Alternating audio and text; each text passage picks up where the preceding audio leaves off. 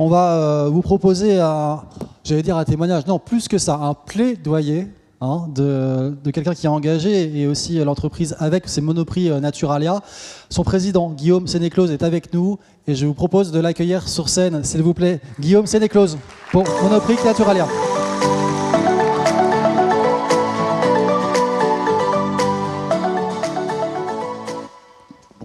Bonjour à toutes et à toutes.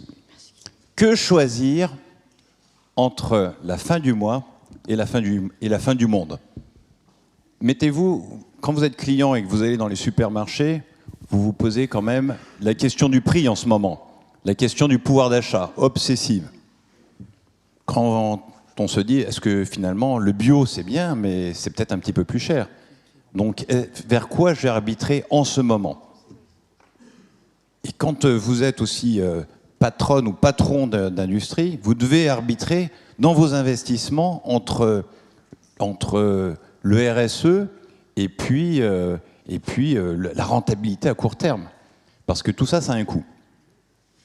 Alors, mais en même temps, quand vous allez dans nos magasins, ce que l'on voit, c'est toute une génération, la plus jeune, qui aujourd'hui nous rappelle que la planète brûle, que quelque part, c'est plutôt notre responsabilité ici. Voilà, les nouvelles générations nous disent, c'est vous qui avez fait ce travail, maintenant c'est à nous de le réparer. Donc, j'ai une conviction profonde, et Monoprix a une conviction profonde, c'est que nous avons tous une responsabilité pour adresser cette question. Donc la question n'est pas tant une question du où, le court terme ou le long terme, ça doit être le et. Mais une fois qu'on a dit le et, c'est comment est-ce qu'on fait? Alors, moi, je vais essayer de vous illustrer ça. Comment Monoprix concilie le et, le court terme et le long terme, le RSE et le pouvoir d'achat, en quelque sorte. Comment est-ce que c'est possible de le faire et comment est-ce qu'on se challenge? Pour vous donner quelques éléments sur la politique RSE de Monoprix, on le voit sous forme de 3 cercles concentriques. Le premier, c'est le produit, les 3 P. Le deuxième, c'est les partenaires. Le troisième, c'est la planète. Donc, qu'est-ce que je fais avec mes produits pour qu'ils soient 100% responsables, notamment les produits à marque Monoprix? 2, comment je travaille avec mes partenaires pour être 100% responsable? Exemple, Naturalia, qui fait partie du groupe Monoprix, est une Bicorp, une entreprise B, donc totalement engagée aussi avec ses partenaires. Et 3, comment j'impacte sur la planète? Alors, quand on dit la planète, ce que je vous propose, c'est de prendre un exemple avec le monde de l'agriculture, ou plutôt même le monde de la mer. Étant fils ou petit-fils d'agriculteur, j'y suis particulièrement attaché. Et on s'est dit, comment, au travers du rayon marée, de la poissonnerie, on peut faire du et pas du ou. Et je peux vous dire qu'en ce moment, les clients ils demandent le prix. Alors, il y a toute une batterie de décisions qui ont été prises au cours des années, et je vais vous en donner une qui a été prise plus récemment, qui est assez intéressante. Donc, sur les décisions, la première chose, c'est de dire, d'abord, la mer, c'est un élément qui est absolument capital. Alors, tout à l'heure, Sabine Roux-de-Bézieux va vous en parler encore plus, mais moi, je vais vous le dire avec le bon sens et le cœur tel que vous le voyez vous. On sait que 90% des espèces, suivant l'ONU, sont en cours d'épuisement. On sait qu'on est en train de toucher la biodiversité de notre poumon sur la planète. On sait qu'on est en train de toucher les fonds marins, la production d'oxygène qui capte le CO2. Donc on est en train de toucher un élément qui est clé. Sauf que nous, les clients, en France et dans le monde entier, on mange tous les mêmes poissons.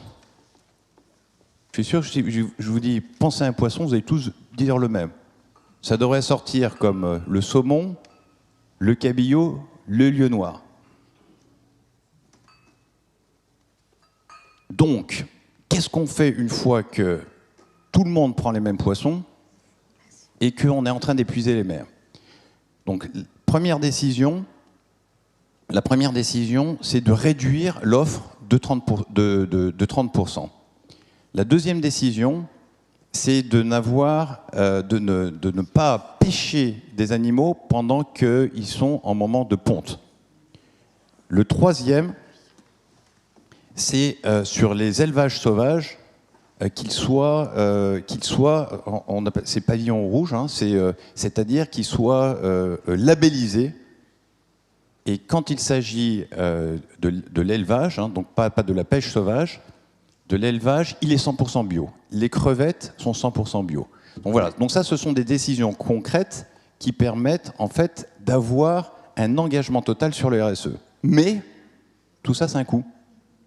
Alors, quelle solution on peut avoir qui permet en même temps d'être responsable et en même temps d'avoir une proposition moins chère? Et ça s'appelle les espèces méconnues. Et c'est ça qui est intéressant. Donc, comment on s'est assis avec l'équipe en charge de la marée, et on s'est dit comment est-ce qu'on va gérer le « et ».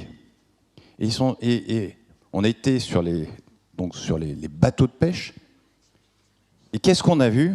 On a vu qu'en fait, quand vous envoyez un filet, vous récupérez beaucoup de poissons, mais toute une partie de la pêche est jetée. C'est un truc qui est incroyable quand même.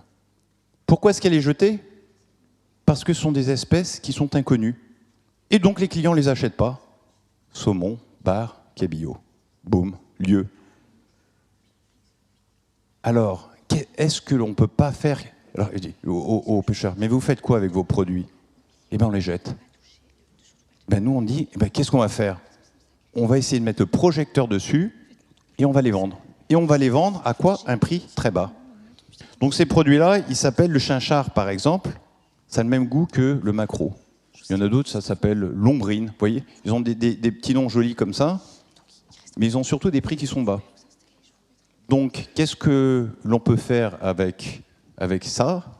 C'est permettre de préserver la diversité, préserver la biodiversité, en même temps donner accès aux clients, de protéger leur santé en mangeant du poisson. Voilà le message que je voulais vous donner.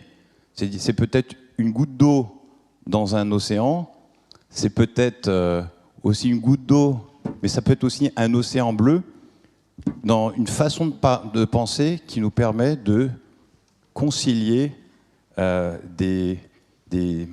finalement des injonctions qui paraissent contradictoires. Voilà, je vous remercie pour votre attention.